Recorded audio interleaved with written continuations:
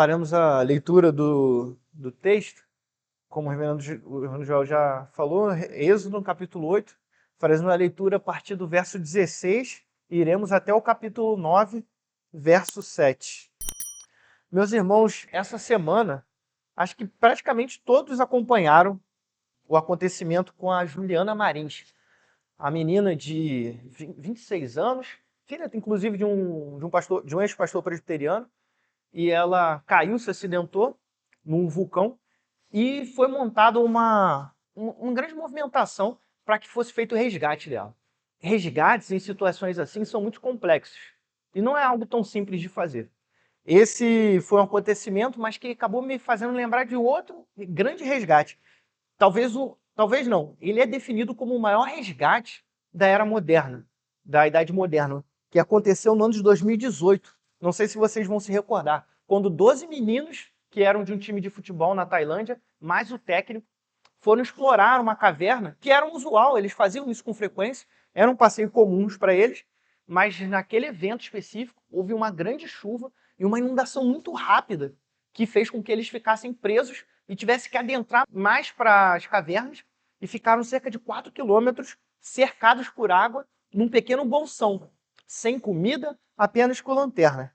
Quando eles não voltaram para casa e os pais deram por falta desse regresso, eles já tinham uma certa ideia de que esses adolescentes, mas o professor, exploravam as cavernas, e como eles moravam naquela região, já sabiam que em épocas de monções, que era aquele momento que eles estavam vivendo, repentinamente aquelas cavernas elas inundavam. Então eles já se direcionaram para aquelas cavernas e quando chegaram lá encontraram as bicicletas, as chuteiras e entenderam que os filhos estavam presos ali, mais o treinador. Imediatamente eles acionaram o governo e um conjunto de especialistas de diversas áreas se concentraram. Chegou-se a um número de 1.000 voluntários para diversas coisas, para tentar apoiar e tirar aqueles adolescentes, mais o professor daquela caverna. Após 9 dias mergulhando, 2 mergulhadores britânicos eles conseguiram dar de cara com esses adolescentes. Eles localizaram um grupo vivo, porém bem assustado. Mas isso era só o começo. Eles estavam a mais de 4 quilômetros dentro daquele conjunto de cavernas presos, sem uma possibilidade de sair. Eles tinham que praticamente ir por aqueles 4 quilômetros embaixo d'água, sendo que eles não eram especialistas. Inclusive, um dos meninos nem sabia nadar. E o tempo era curto. Por quê? A previsão era de que mais chuvas estavam se aproximando. E também o oxigênio começou a baixar muito rápido. No 9º dia, o oxigênio chegou a uma taxa de 15%. E eles perceberam que o oxigênio estava acabando. E a situação era tão crítica, era tão difícil a missão, que um mergulhador tailandês, da marinha tailandesa, que tinha sido campeão de competições de mergulho, ele era um dos mergulhadores de combate da marinha tailandesa, os SEALs norte-americanos, né? Ele era profissional naquilo. E numa das idas para levar oxigênio para os meninos, ele morreu, ficou inconsciente. Então, quando ele morreu, se um grande especialista tivesse assim, inclusive uma das mães dos meninos falou, se esse homem que é treinado morreu, o que vai ser do meu filho para sair de lá? A situação era extremamente complexa. E eles, após um planejamento cuidadoso, eles olharam, montaram, planejaram, pensaram em como iam fazer, mas eles tinham que resolver rápido. Eu acho que um dos gerentes daquela operação falou assim, a gente tem que fazer isso agora, porque não vai ter um dia que a gente esteja mais preparado do que hoje. As chuvas eventualmente pararam e eles sabiam que tinham que fazer aquilo naquele momento. E era algo extremamente perigoso.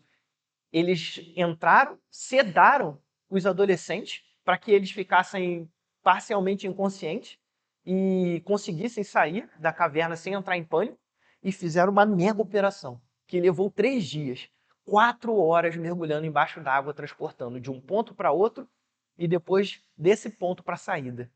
3 dias entre o começo e o fim daquela operação.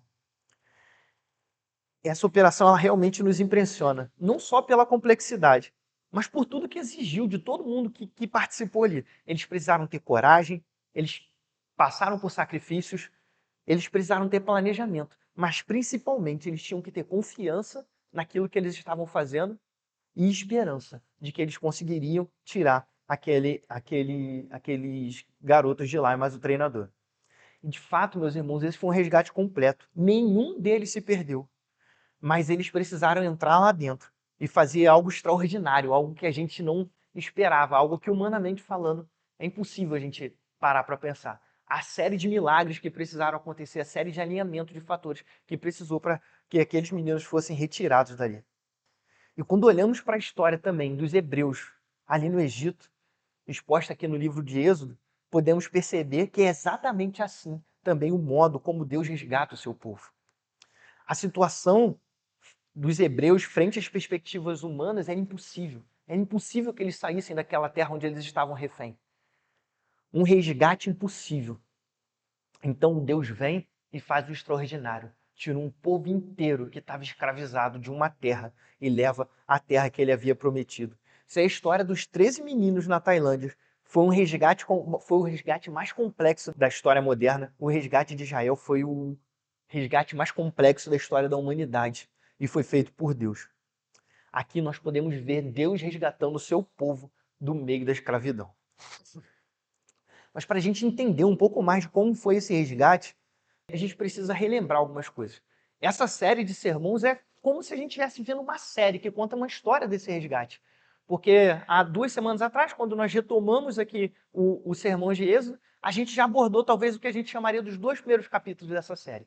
E para a gente voltar a esse ponto que a gente está, a gente precisa retomar alguns pontos para a gente entender a situação onde a gente está. Né? Quem vê série sabe, né? Sempre tem aquela introduçãozinha. Anteriormente, com a voz, às vezes, daquele dublador, o Malta Júnior, né, que ele dubla bastante. Então, anteriormente, eu quero que a gente pare um pouquinho só para relembrar como o povo foi parar nessa situação. Os descendentes de Jacó, a quem Deus deu o nome de Israel, eles haviam se instalado, os descendentes de Israel, haviam se instalado no Egito por volta do século 20 a.C., ou seja, mais de 4.000 anos atrás, eles haviam se instalado ali. Eles haviam chegado e haviam sido recebidos de bom grado naquela terra. Eles estavam fugindo de uma grande fome e se instalaram ali via José, que foi alguém bem relevante dentro do governo do Egito e era um dos descendentes de Jacó. Essa é outra história que a gente já abordou alguns anos atrás. Mas vamos lá. Eles chegaram ali e ficaram por ali. Mas 400 anos se passaram. E então entraram governantes no Egito que não conheciam a história daquele povo e não sabiam como aquele povo havia parado ali. Mas era um povo que representava uma mão de obra.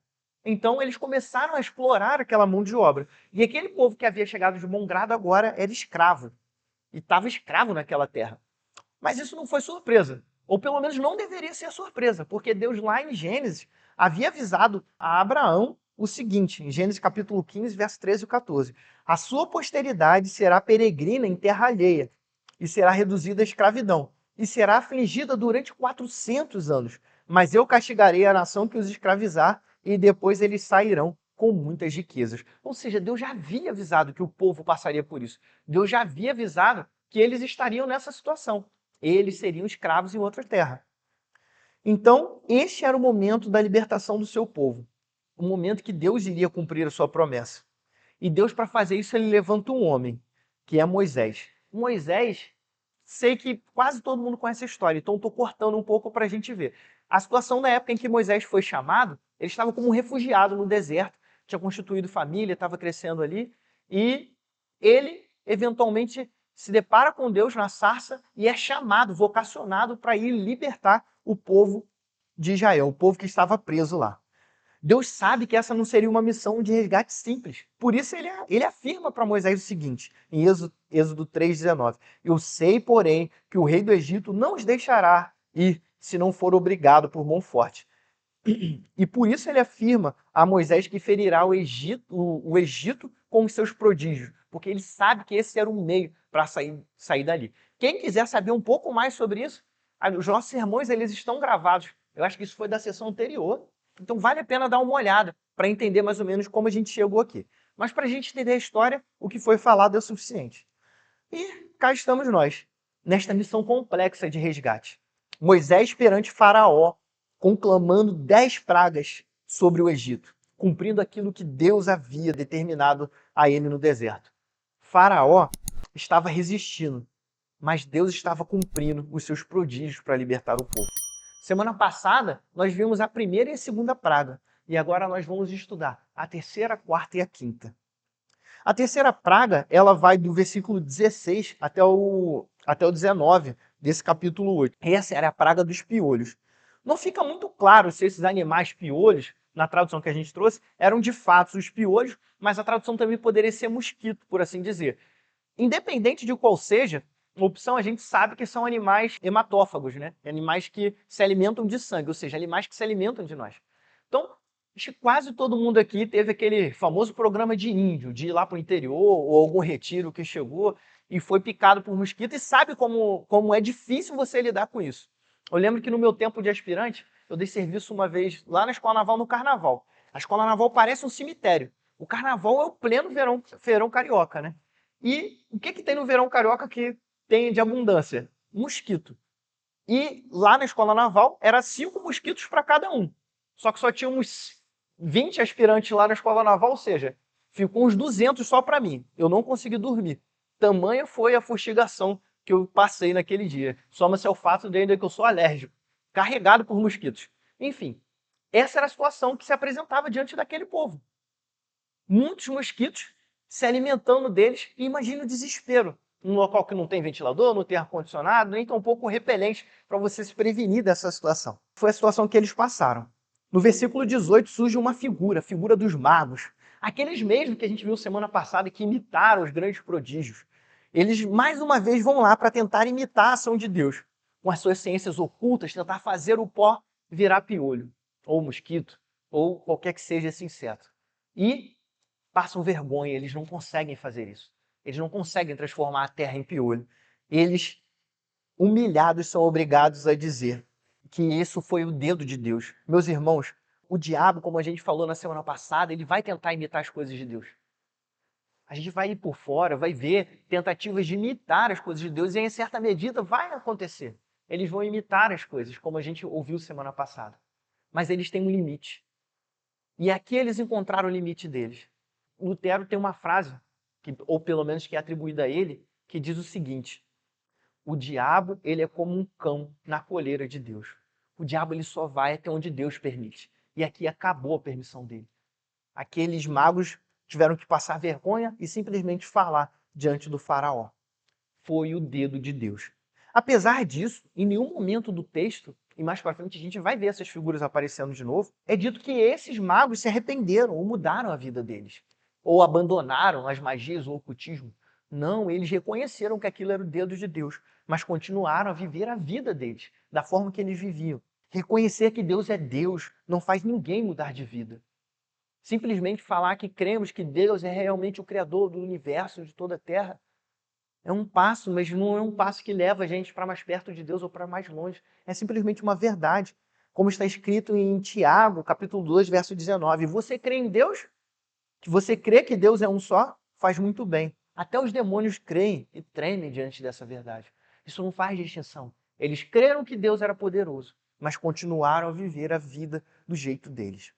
Isso também fica nítido na vida de Faraó. Porque Faraó, mesmo diante da fala dos seus magos, a postura dele foi a seguinte: ele se manteve obstinado em sua decisão de não permitir que o povo de Deus, que os hebreus saíssem ao deserto. Ele manteve o cativeiro dos hebreus.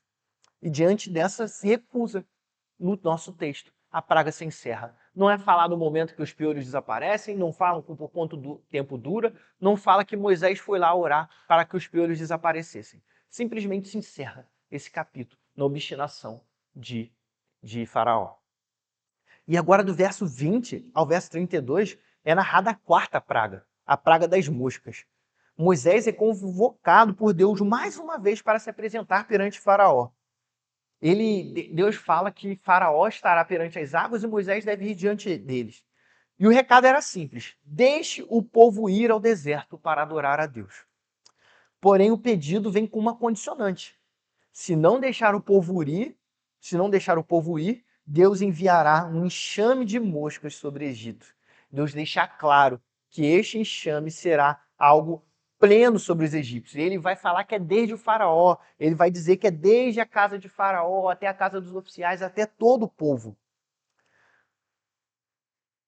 poucas moscas já nos incomodam, não é verdade? Quando aparece 5 dentro de casa, a gente já fica desesperado. Para quem tem aquela raquete do choque, a pessoa já vai atrás desesperada, porque é algo que incomoda.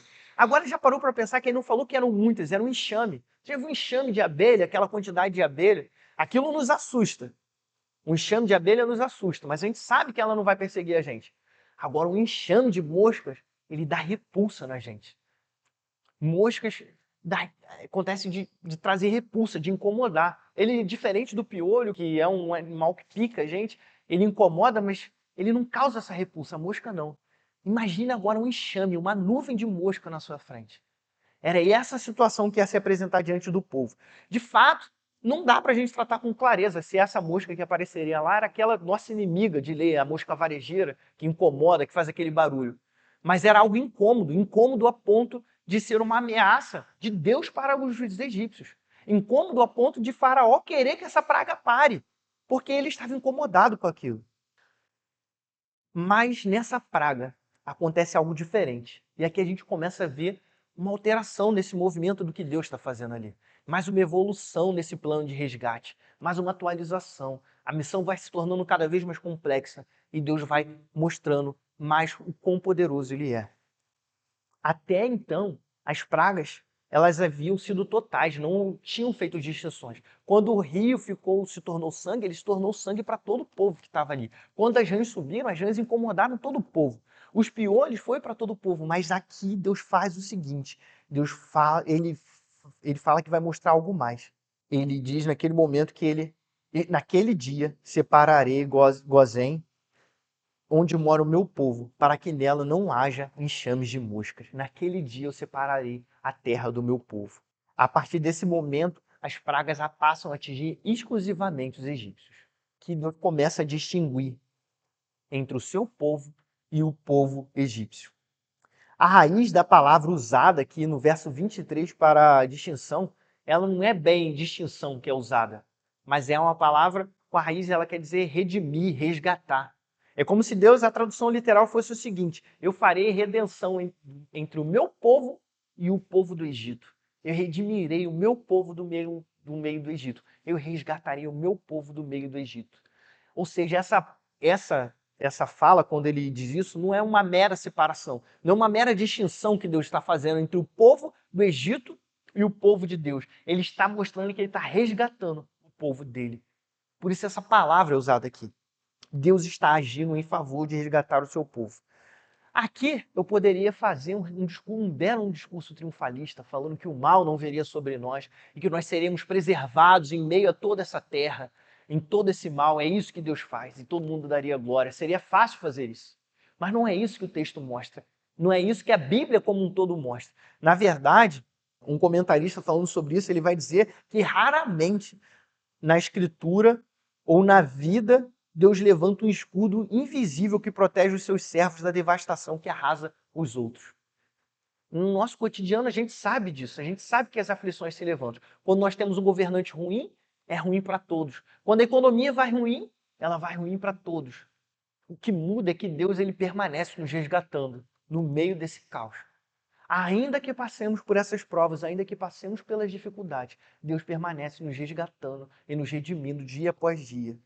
Esse é o ponto. Porque, de fato, muitas vezes somos atingidos junto com os egípcios nessa terra. Mas Deus ele continua a nos resgatar. Por isso que a ideia de redenção ela é perfeita aqui nesse texto. Ela é perfeita para esse caso. Porque ela mostra que Deus ele não está simplesmente protegendo o seu povo por proteger, mas mostra que ele está resgatando o seu povo dessa terra em que eles estavam cativos. E essa ação de Deus de fazer a praga atingir exclusivamente os egípcios, ela tinha um propósito.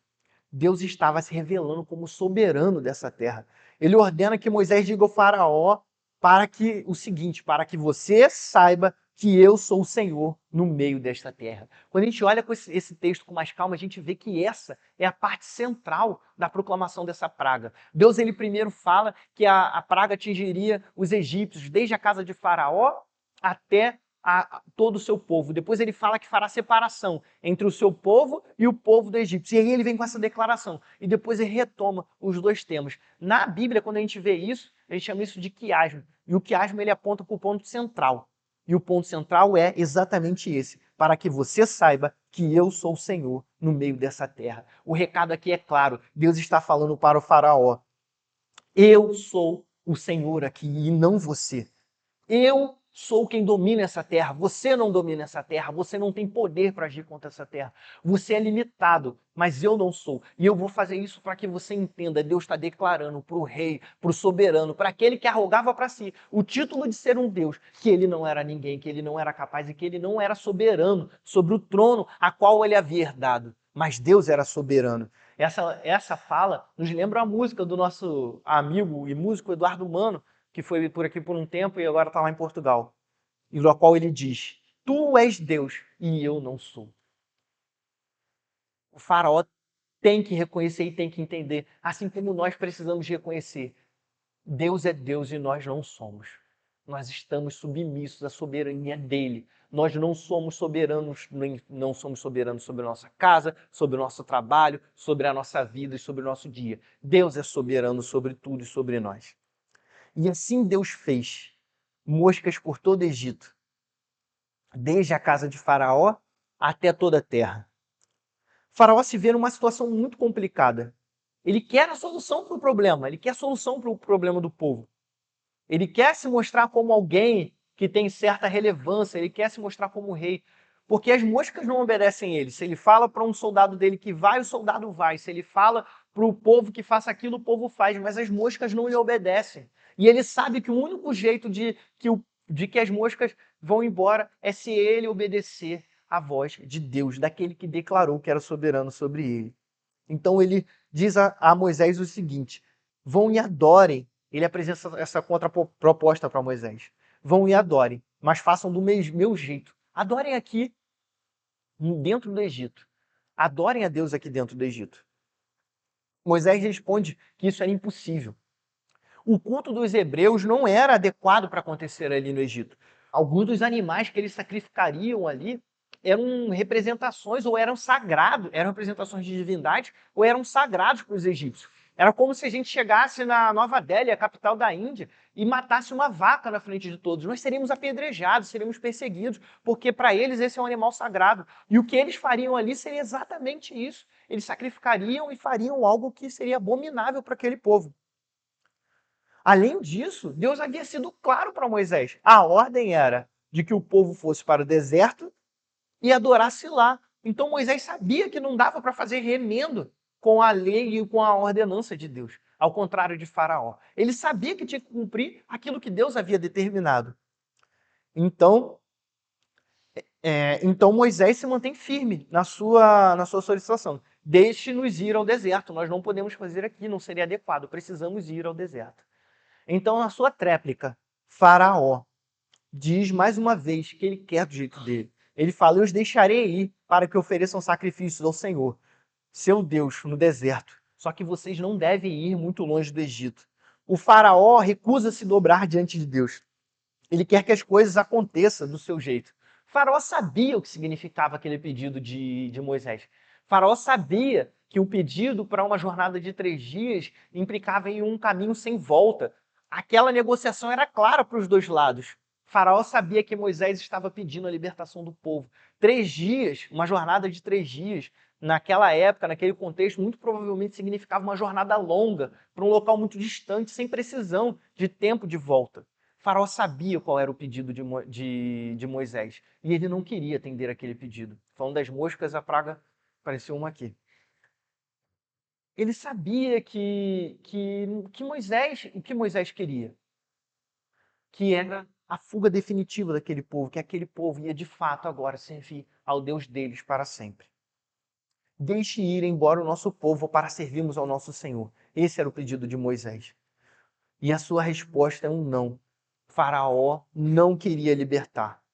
Eles queriam que os hebreus servissem a Deus, mas ali, na terra deles. Victor Hamilton, ele é um teólogo canadense, tem um comentário sobre o Êxodo. Ele vai dizer o seguinte sobre esse trecho: os seguidores do Senhor ainda podem ouvir a mesma isca enganadora do predador, que procura devorá-los. Adorem a Deus, mas não muito longe. Separem uma hora aos domingos, que não faz mal. Essa é uma oferta que se bate diante de nós também. Adorem a Deus. Podem ir adorar a Deus. Separem algumas horas no domingo, isso faz bem. Mas durante a semana continue aqui no Egito. Continue aqui conosco. Não precisa sair do Egito para adorar, nem ir muito longe. Essa oferta ainda é feita para nós hoje, mas, meus irmãos, não se engane. Abracem a determinação de Moisés. Deus nos convoca para ir para longe do Egito. Deus fala que o nosso culto não pode ser prestado aqui dentro. Então nós, aqui dentro do Egito, nós devemos ir para fora, nós devemos ir em direção à terra, a qual Ele nos chamou. Esse é o chamado. Mas no nosso texto ainda, apesar dessa libertação não ter sido total, apesar da fala de Faraó não ter sido uma liberação total, Moisés cede e fala que iria orar a Deus para que libertasse. Ainda que existisse essa fala do Faraó, não vão para muito longe. Tudo bem, a gente vai sair daqui. Nós vamos manter e nós vamos sair ao deserto e nós vamos adorar ao nosso Deus. Moisés fala que ia orar e a praga cessaria. Mas antes dele sair, ele faz um alerta a Faraó. Faraó não deve me enganar outra vez, não deixando o povo ir para que ofereça sacrifícios ao Senhor. Eu acredito aqui que Moisés ele sabia a intenção do coração de Faraó. Ele sabia que aquele não era o momento da libertação. Afinal, seria uma libertação complexa. Deus falou que tiraria com mão forte. Deus falou que eles sairiam com riquezas e aquilo ainda não havia acontecido. Mas aqui entra um ponto interessante. Mesmo diante da injustiça de Faraó, que já havia mentido, já havia negado a fuga do Egito, Moisés se mantém firme à sua palavra. Porque a injustiça dos ímpios não deve nos levar a agir com injustiça sob o pretexto de não sermos ingênuos. Se o ímpio é injusto, isso não é uma justificativa para que sejamos injustos também. Moisés mantém a sua palavra, mas Faraó não. E mais uma vez ele age com uma astúcia maligna. E após obter o seu alívio das moscas, à semelhança de um sequestrador com um refém, ele nega a libertação do povo de Deus. E aqui finalizamos mais uma praga, a quarta praga. Então, do capítulo 9, do verso 1 ao 7, vai surgir a quinta praga, a mortalidade dos animais. Mais uma vez, Moisés é convocado por Deus e chamado para se apresentar novamente com a mesma petição ao faraó, a libertação do povo hebreu, para que o povo fosse ao deserto adorar. E a semelhança do encontro anterior, Moisés deve apresentar também uma condicional. Se você se recusar a deixá-los ir, ainda por força quiser detê-los, eis que a mão do Senhor trará uma terrível peste sobre o seu rebanho. Essa era a condicional, se o faraó se recusasse. E mais uma vez, Deus prometeu que faria distinção entre o seu povo, entre os rebanhos do seu povo e os rebanhos dos egípcios. E Deus determinou o dia, e quando o dia chegou, Deus executou o que havia falado. E os rebanhos dos egípcios morreram, todos. Mais uma vez, Deus prometeu que faria a distinção. E assim aconteceu. E Faraó mandou que conferissem os rebanhos dos hebreus. Aqui ele já nem chamava mais os seus magos, a gente já viu que na praga anterior ele não chamou, ele viu que não tinham poder. Ele simplesmente agora chama para conferir. Chama algum dos seus oficiais para conferir. E quando eles vão lá, seus subordinados conferem o rebanho dos hebreus e notam que nenhum deles havia morrido. Nenhum deles havia se perdido. E o que Faraó fez perante isso? Ele viu o poder de Deus, viu que Deus fez o que cumpriria, viu que ele não tinha poder para se opor a isso. Em seu coração, ele se obstinou. Ele não falou, ele não enganou, ele não mentiu, ele não procurou uma solução. Ele simplesmente falou que não libertaria. Ele declarou guerra contra Deus. Ele disse dentro de si, eu não cederei. Ele sabia que Deus tinha poder e ainda assim, consciente do poder de Deus, ele não muda o seu caminho. E aqui se encerra a quinta praga. E se encerra a narrativa de mais um episódio dessa série que a gente está acompanhando, da libertação e do resgate desse povo. Esse não é o episódio final, nós ainda caminharemos por mais algumas pragas. e veremos um pouco do que acontece. Mas aí fica a pergunta, como essa história se relaciona com a minha vida? Como essa história se relaciona conosco? Nós também, meus irmãos, tivemos a nossa parcela de uma vida de alguém que se encontrava em cativeiro, de alguém que se encontrava perdido, de alguém que se encontrava numa caverna 4 quilômetros enterrado dentro do solo lá na Tailândia.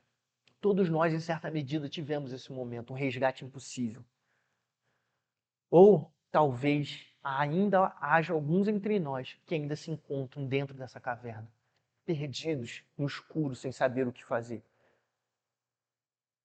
Presos, ansiando pela liberdade. Para aqueles que já não estão mais, para aqueles que já foram resgatados, essa história é um lembrete. Lembre-se de onde saíram e lembre-se como saíram. Não foi pela sua força, vocês não tinham capacidade, vocês não conseguiriam por si só. Foi a mão poderosa de Deus. Foi um milagre. Ele resgatou vocês. Esse é um lembrete para aqueles que já não estão mais no Egito. Foi Deus quem nos resgatou da prisão em que nós estávamos. Foi Deus quem nos resgatou do local onde nós estávamos. Esse resgate foi sobrenatural e foi com mão poderosa. Esse resgate custou muito. Esse resgate não foi simples. Esse resgate foi feito pelo Filho unigênito do Pai, por Cristo Jesus, que veio ao nosso meio, desceu, foi um de nós, andou entre nós, sofreu as nossas dores, sofreu as nossas aflições, a semelhança daqueles mergulhadores que adentraram 4 quilômetros no escuro e alguns ficaram com aqueles jovens. Cristo vem até nós e ficou entre nós.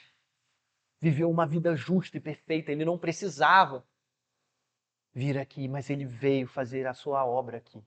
Mesmo um Deus justo, mesmo vivendo uma vida justa e perfeita, foi condenado. Foi condenado à morte de cruz. Não foram tramas, não foram injustiça, não foi a armação das autoridades, dos judeus que cravaram Jesus na cruz. Foi o nosso pecado que cravou ele ali. Fazia parte da sua obra de resgate. Ele derramou o seu sangue por nós.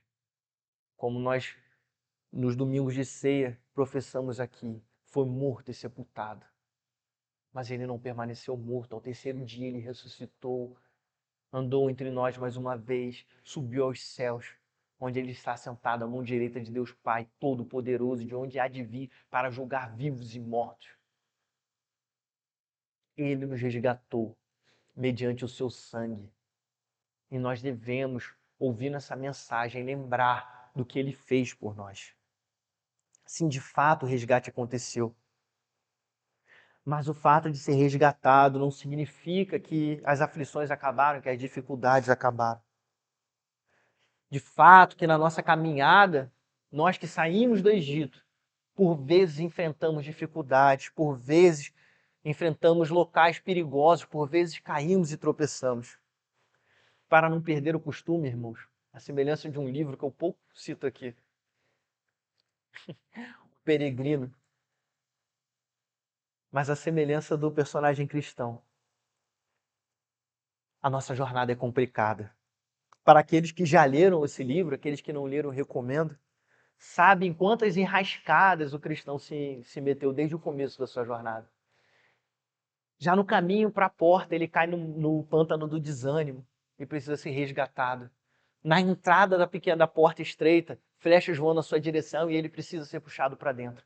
No meio da jornada, ele segue um tal de sábio segundo o mundo e sobe um caminho perigoso e quase cai. E é preciso ser guiado de volta para o caminho correto. Ele, na cidade das vaidades, é preso e ido em direção ao martírio e é libertado. No seu caminho, na sua caminhada, ele escolhe o caminho mais fácil aos seus olhos e vai parar preso no castelo do gigante desespero, onde ele passou a sua maior tribulação na sua caminhada. Logo, pouco tempo depois, ele escuta um tal de adulador e segue pelo caminho errado e cai em uma armadilha. Isso é só um pouco da sua jornada de desventuras. E isso é um pouco das nossas desventuras também. Mas em todas essas situações, o cristão ele foi resgatado, seja pelos servos do Senhor das terras, ou seja, pelas ferramentas que ele ganhou assim que ele creu. Assim também é verdade na nossa vida, meus irmãos. De fato, nós fomos resgatados, mas essa jornada ainda não acabou. Nós saímos do Egito, mas ainda estamos no deserto. Estamos caminhando em direção à cidade celestial. Mas aquele que nos salvou com mão poderosa não nos abandonou no meio do caminho. Ele continua conosco, ele continua ao nosso lado. E para aqueles que porventura ainda estejam no Egito, para aqueles que ainda estão presos, mas perceberam que essa não é a sua terra, para aqueles que já passaram os 400 anos e entenderam que eles precisam ir adorar a Deus, que a vida de servidão não é vida. Essa mensagem é uma mensagem de esperança, pois Deus é poderoso para te resgatar, porque Ele enviou o seu Filho unigênito, que morreu na cruz e derramou o seu sangue para te resgatar. A semelhança do que Ele fez resgatando o seu povo no Egito, Ele também faz na sua vida. Ele não pede permissão ao governador, Ele não pede permissão ao Deus dessa terra, Ele não pede permissão para você. Ele entra com mão poderosa, Ele manifesta o seu poder, Ele te tira da morte e te traz para a vida. Essa é a mensagem que Deus tem para os teus filhos, para aqueles a quem Ele tem chamado. Ele resgata o seu povo e não deixa o seu povo nessa terra. E como nós podemos aplicar essas verdades na nossa vida? Uma primeira aplicação que eu gostaria de trazer é: não sejam obstinados. Não sejam obstinados como os magos, não sejam obstinados como o faraó, mas confiem no resgatador. Os magos reconheceram que a praga do piolho era o dedo de Deus, eles reconheceram que era de fato a obra de Deus, mas eles se mantiveram inertes, seguindo o próprio coração, se mantendo fiéis aos seus ídolos. Faraó reconheceu que Deus estava realizando sinais maravilhosos, sabia que Deus era poderoso, mas ele ainda assim se decidiu em não cumprir a ordem do Senhor. Nós muitas vezes somos semelhantes a Faraó e teimamos em seguir os nossos próprios caminhos, meus irmãos, porque a obstinação, ela é ilógica, ela não faz sentido. E foi o que aconteceu com o Faraó. Ele sabia que Deus estava fazendo aquilo, em nenhum momento ele duvidou. E ele sabia que se ele libertasse o povo, ia acabar a desgraça do seu próprio povo. Mas a decisão dele foi obstinada em manter-se fora, porque nós seguimos muitas vezes o nosso próprio coração. Sabemos que o caminho que estamos indo é perigoso, sabemos que o que estamos fazendo é errado, mas queremos seguir o nosso próprio coração pela nossa própria vontade. Não importa se não faz sentido, não importa se é ilógico, não importa se nós vamos morrer nesse caminho, nós desejamos muitas vezes seguir pelo nosso próprio coração. Meus irmãos, não sejam obstinados como o faraó, não sejam obstinados como aqueles magos. Deus tem dado os seus meios de graça para nós. A pregação da palavra, a exortação que vem desse púlpito é para nós, é para nos fazer ir pelos caminhos corretos. Deus fala pela sua palavra, Deus fala por esse servo de Deus que está ao seu lado. Amigos nos exortam, amigos de verdade falam a verdade para nós. Amigos de verdade são aqueles que falam que nós precisamos ouvir como estamos errados. E nós devemos escutar esses amigos. Nós podemos ficar chateados, agoniados, mas nós devemos ouvir. A minha história da minha vida tem muitas curiosidades. Eu louvo a Deus que eu tenho uma vida muito boa hoje.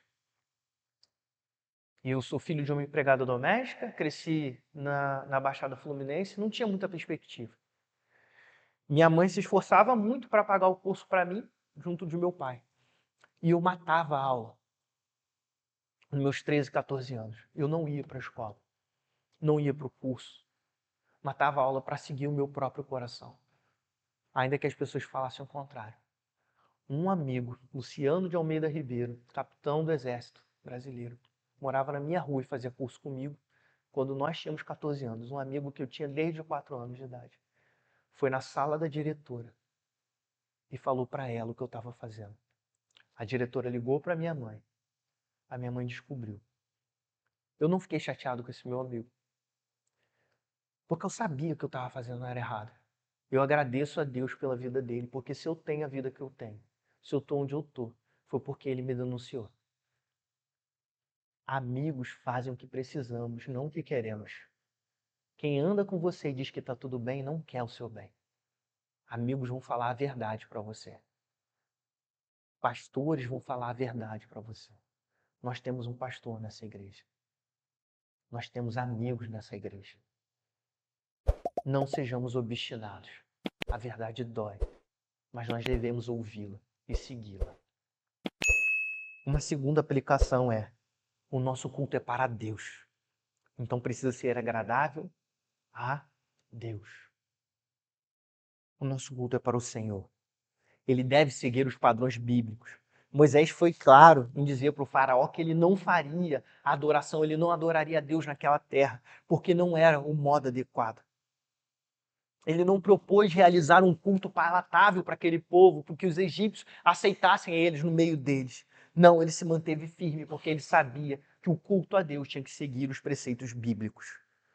O nosso culto deve seguir os preceitos bíblicos. A Bíblia, a palavra do Senhor, ela define como o nosso culto deve ser. O nosso culto deve apresentar somente aquilo que é ordenado por Deus em sua palavra. Nós chamamos isso na teologia de princípio regulador do culto. O nosso culto a Deus deve seguir esse padrão.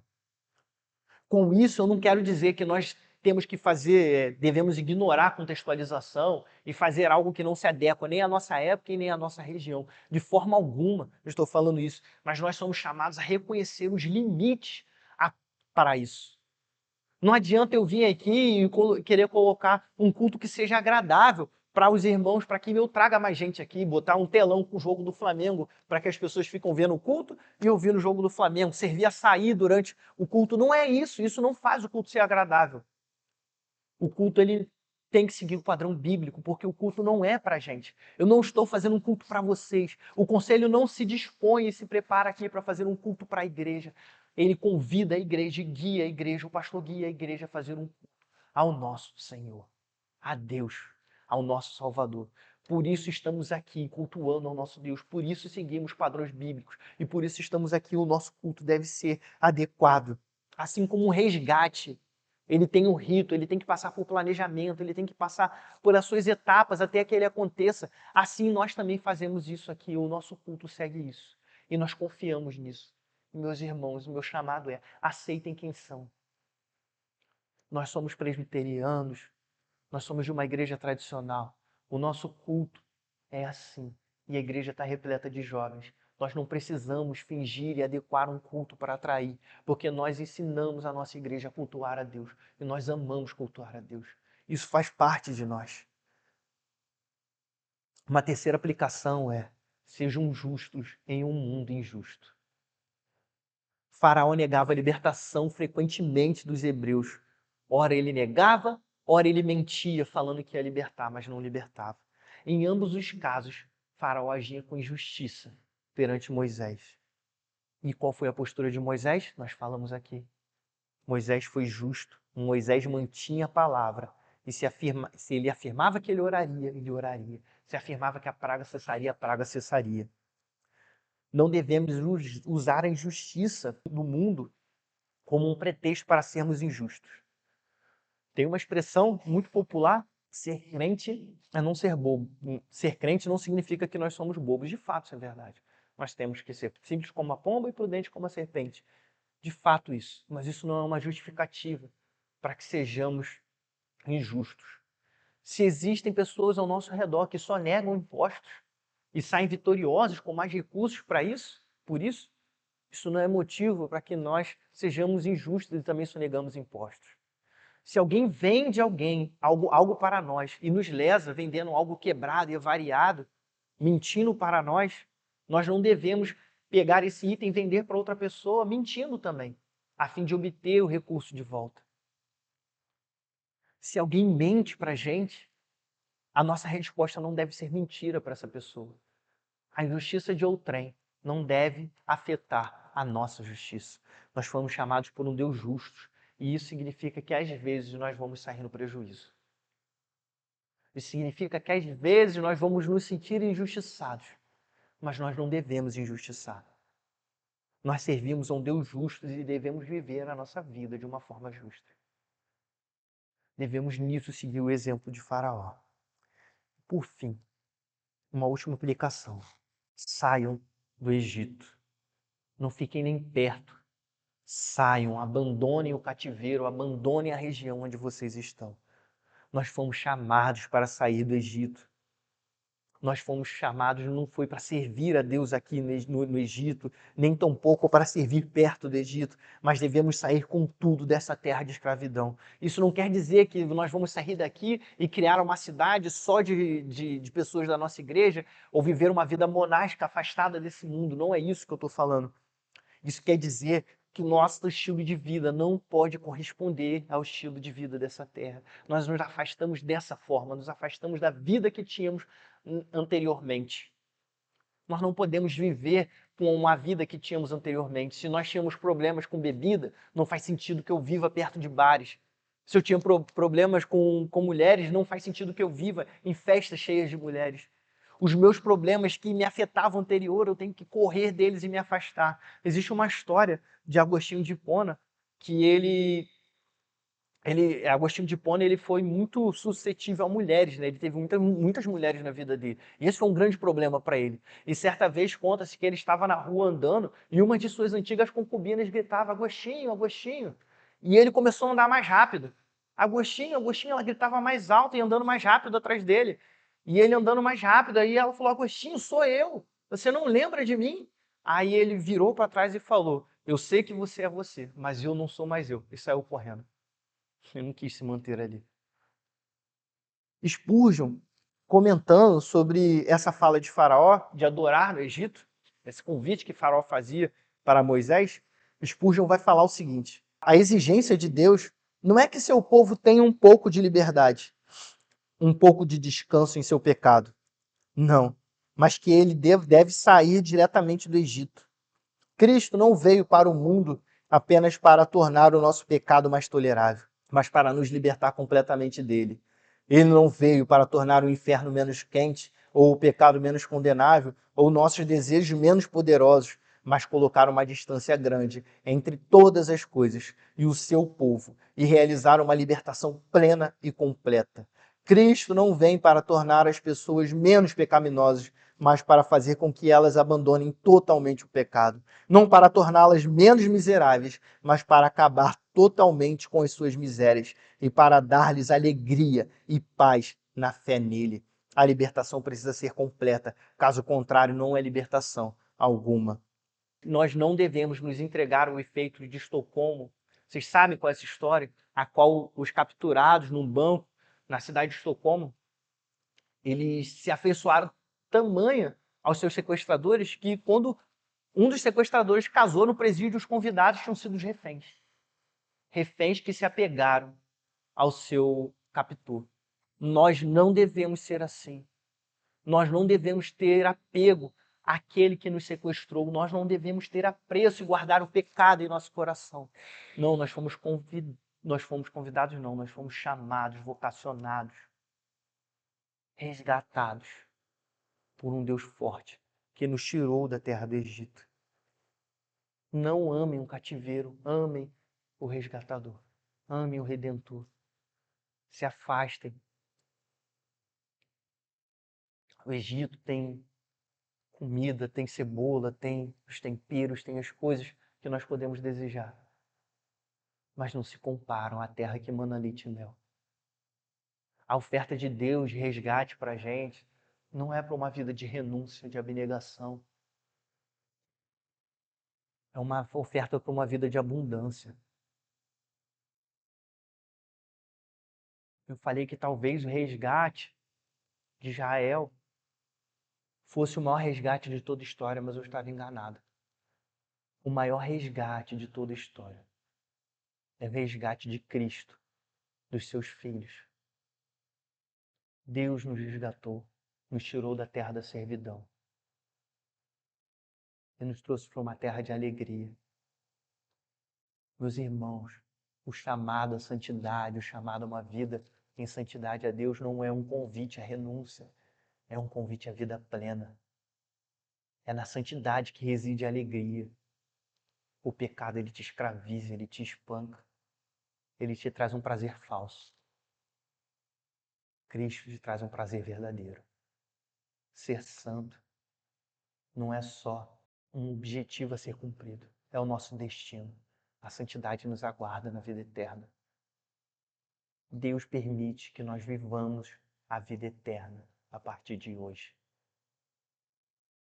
Ele nos convida. Saiam do Egito. Eu salvei vocês. Saiam do Egito. Vamos orar?